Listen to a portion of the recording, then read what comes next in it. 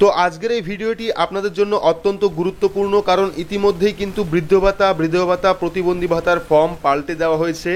আর বর্তমানে আপনারা যারা দুয়ারে সরকার ক্যাম্পে এই সমস্ত ভাতার জন্য আবেদন করবেন তাদের কিন্তু নতুন এই আধার লিঙ্ক ফর্মের মাধ্যমেই আবেদন করতে হবে। নতুন ফর্ম 3 পাতার ফর্ম থাকবে, যে ফর্মটি কিন্তু আপনাদের ফিল আপ করতে হবে। তো যদি আপনি আগের ফর্ম অর্থাৎ ফর্ম নাম্বার পি দিয়ে বৃদ্ধ ভাতা প্রতিবন্ধী ভাতার জন্য আবেদন করেন, সেক্ষেত্রে কিন্তু আপনি ভাতার টাকা পাবেন না, আপনার ফর্ম কিন্তু অ্যাকসেপ্ট হবে না। আর এই ভিডিওতে আপনাদের নতুন বৃদ্ধ ভাতা প্রতিবন্ধী ভাতার ফর্ম ফিল আপ দেখাবো, পাশাপাশি কী কী ডকুমেন্ট লাগবে, নতুন কি নিয়ম রয়েছে, ডিটেলস দেখাবো আজকের এই ভিডিওতে। তো ভিডিওটি অবশ্যই শুরু থেকে শেষ পর্যন্ত দেখবেন। ভিডিওটি ভালো লাগলে লাইক করবেন, চ্যানেলটিকে সাবস্ক্রাইব করে পাশে রাখা বেল আইকনটি প্রেস করে নোটিফিকেশন অল করে রাখবেন, সবার সুবিধার্থে ভিডিওটি শেয়ার করবেন। তো চলুন শুরু করি।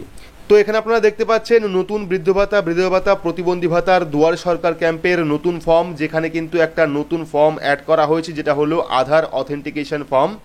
এবং বর্তমানে কিন্তু এই ফর্মের মাধ্যমে আপনাদের যাবতীয় প্রকল্পের জন্য আবেদন করতে হবে, এবং এটা কিন্তু আপনাদের অবশ্যই ফিল আপ করতে হবে, না হলে কিন্তু আপনারা ভাতার টাকা পাবেন না।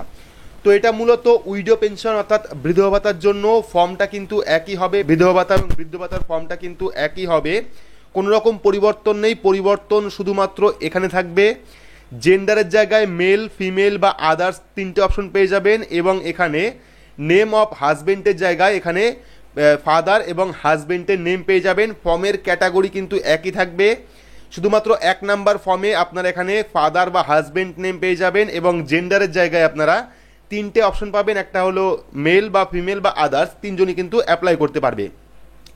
তো এবার ফর্মটা দেখতে পাচ্ছেন অ্যাপ্লিকেশন ফর, এখানে দেখতে পাচ্ছেন west Bengal Joy Bangla pension scheme application form. প্রথমেই কিন্তু আপনারা পেয়ে যাবেন একটা ফটো লাগানোর জায়গা, যেখানে কিন্তু আপনার রিসেন্ট কালার একটি পাসপোর্ট সাইজের ফটো, যে ফটোটা 3 মাসের মধ্যে তোলা, সেই ফটোটা এখানে আঠা দিয়ে লাগাতে হবে। আঠা দিয়ে লাগানোর পর দেখতে পাচ্ছেন অ্যাপ্লিকেন্ট নেম, এখানে কিন্তু প্রথমে আপনাদের যিনি আবেদন করবেন তার প্রথম নাম লিখবেন। এখানে নাম লেখার পর যদি মিডিল নেম থাকে সেক্ষেত্রে মিডিল নেম দেবেন, না থাকলে দেওয়ার দরকার নেই। তারপর লাস্ট নেম অর্থাৎ পদবি এখানে লিখে দেবেন। ফর্মটা কিন্তু আপনারা ফুল বড় হাতের ফিল আপ করবেন, ইংরাজিতে বড় হাতের ফর্মটা ফিল আপ করবেন।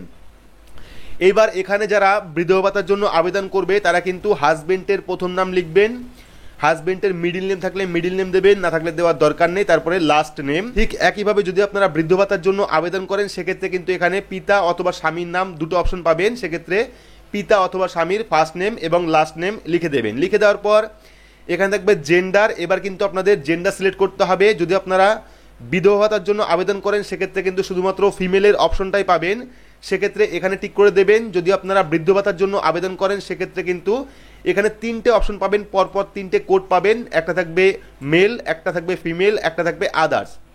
সেক্ষেত্রে আপনারা মেল বা ফিমেল বা আদার্স ক্লিক করবেন। সবগুলি ফর্মের ফরম্যাটই কিন্তু এক, শুধুমাত্র এখানে জেন্ডারের জায়গায় পরিবর্তন থাকবে, পাশাপাশি এখানে পিতা এবং স্বামীর নাম থাকবে। তারপর চলে আসবে ডেট অফ বার্থ, আপনার আধার কার্ড অনুযায়ী প্রথমে তারিখ লিখবেন, তারপরে মাস লিখবেন, তারপরে বছর এখানে লিখে দেবেন, আপনার আধার কার্ড দিয়ে লিখবেন। তারপরে দেখতে পাচ্ছেন এজ অন 1 জানুয়ারি, এখানে কিন্তু আপনাকে বর্তমানে কত বয়স হচ্ছে আপনার সেই বয়সটা লিখতে হবে। অবশ্যই কিন্তু 60 বছরের ঊর্ধ্বে হতে হবে যদি আপনি বৃদ্ধ ভাতার জন্য আবেদন করেন।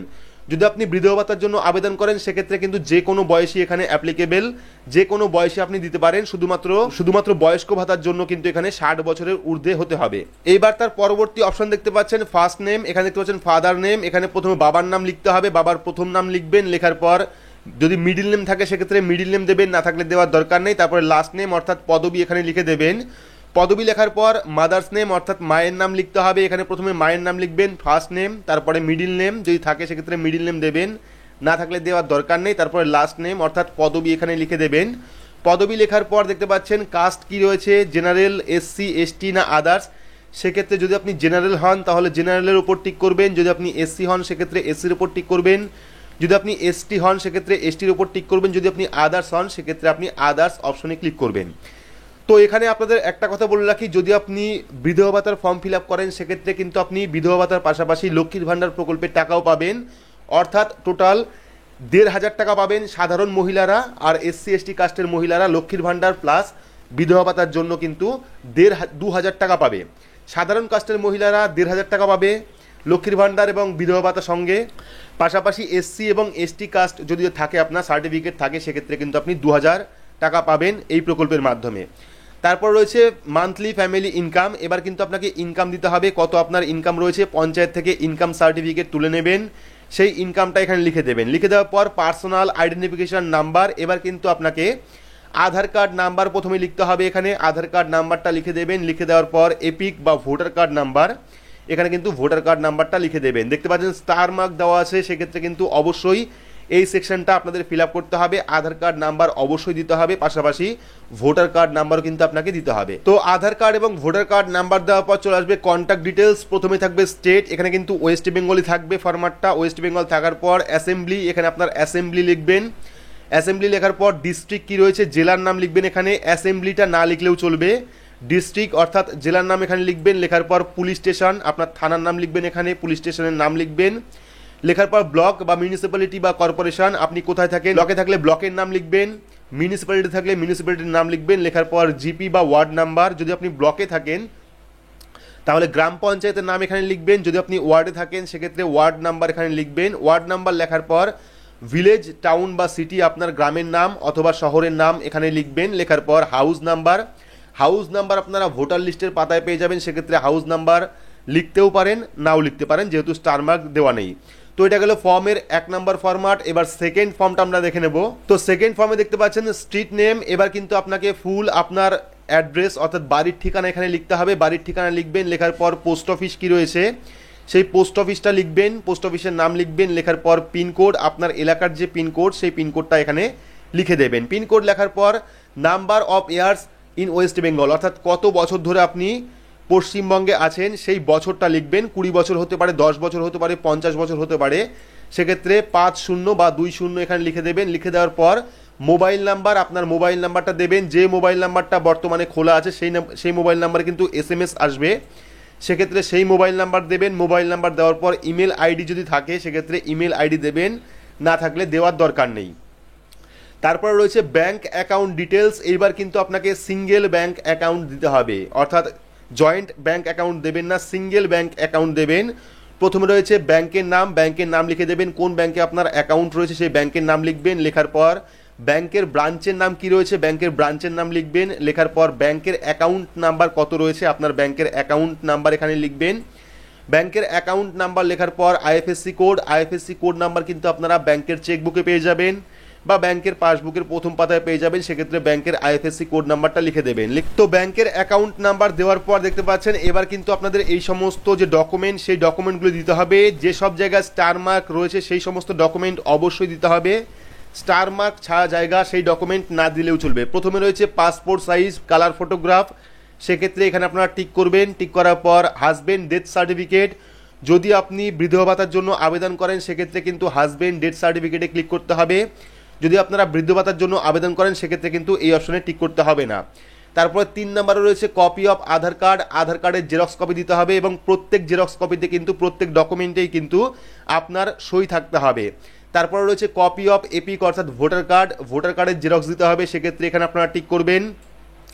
চাইলে আপনারা কাস্ট সার্টিফিকেটের কপি এখানে দিতে পারেন, সেক্ষেত্রে টিক করতে পারেন, না হলে ছেড়ে দিতে পারেন। তারপরে copy of residential certificate, self declaration residential certificate হলেও চলবে, না হলেও চলবে, সেক্ষেত্রে এখানে আপনারা টিকও করতে পারেন, নাও করতে পারেন। তারপর রয়েছে copy of income certificate, self declaration, panchayat থেকে ইনকাম সার্টিফিকেট তুলে নেবেন সেলফ ডিক্লারেশন সহ অর্থাৎ নিজের সই সহ, সেক্ষেত্রে এখানে আপনারা টিক করবেন। টিক করার পর copy of first page of bank passbook, ব্যাংকের পাসবুকের প্রথম পাতার জেরক্স আপনাদের অবশ্যই দিতে হবে, সেক্ষেত্রে এখানে আপনারা টিক করবেন। টিক করার পর আদার্স যদি কোনো ডকুমেন্ট দেন সেক্ষেত্রে এখানে টিক করতে পারেন, না হলে ছেড়ে দিতে পারেন। তো এরপর রয়েছে সেলফ ডিক্লারেশন, অর্থাৎ এখানে দেখতে পাচ্ছেন এনএসএপি ওল্ড এজ পেনশন। যদি আপনি এর আগে অর্থাৎ এই যে ফর্ম ফিল আপ করছেন এর আগে যদি কোনো ভাতার টাকা পেয়ে থাকেন বা ভাতার জন্য অ্যাপ্লাই করে থাকেন, সেক্ষেত্রে আপনি কোন ভাতা পাচ্ছিলেন বা কোন ভাতার জন্য আবেদন করছিলেন সেই জায়গায় কিন্তু আপনাকে টিক করতে হবে।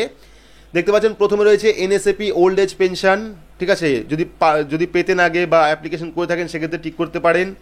এনএসএপি উইডো পেনশন, অর্থাৎ এনএসএপি প্রকল্পের মধ্যে যদি আপনার নাম থেকে থাকে বা আপনি অ্যাপ্লাই করে থাকেন, মানবিক পেনশন রয়েছে, লোকপ্রশাসন শিল্প রয়েছে, ওল্ড এজ পেনশন রয়েছে, ঠিক আছে, সেক্ষেত্রে আপনি এখানে টিক করতে পারেন। না হলে যদি কোনো অ্যাপ্লিকেশনে বা কোনো প্রকল্পে আপনি নাম নথিভুক্ত না করেন বা সেই প্রকল্পের টাকা না পান, সেক্ষেত্রে কিন্তু এই সেকশনটা আপনাদের ফিল আপ না করলেও চলবে।